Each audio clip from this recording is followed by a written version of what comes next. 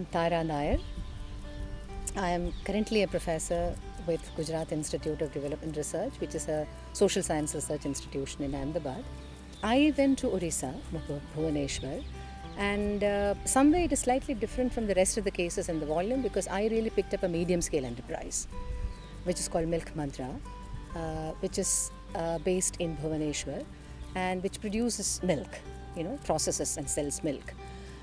I got interested in Milk Mantra partly because of the entrepreneur behind the enterprise, and he is a very highly, qualified entrepreneur, trained in business, was working with a Indian international brand, commodity brand, and very successful, and decided to get back to Orissa to start an enterprise of his own, which itself was to me very interesting because Orissa is definitely not a state. It's becoming much more proactive industrial sort of a state, but historically it has not been known to be a very pro-industry, pro-enterprise friendly state. In fact, there are historical studies which enquire into why entrepreneurship is not very sort of, rooted in Orissa. When a medium-sized entrepreneur says that, I believe in conscious capitalism and my enterprise is built on that value, I thought it's extremely important to really look at.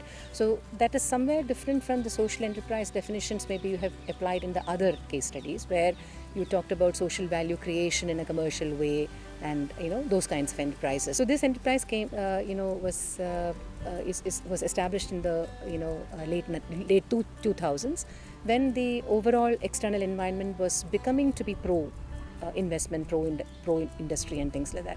So he came back and started, but he was very clear that he wanted to establish a business, and a business in a commodity like milk, but he wants to do it in ways that really gives back to the society maximum returns, and also a very socially sort of more sustainable experience to the consumers.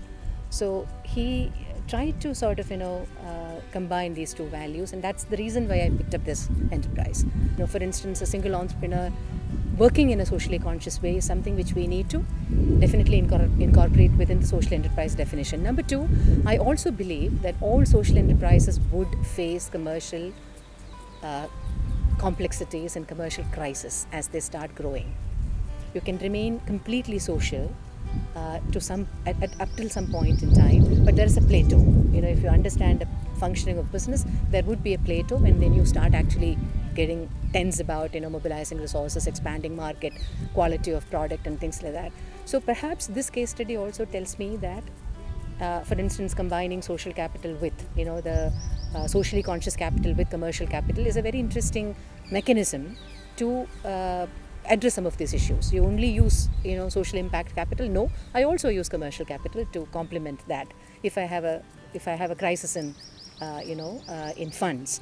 So I think my original understanding about what social enterprises are became I could corroborate with some of those discussions, some of those points that I could gather from the case study.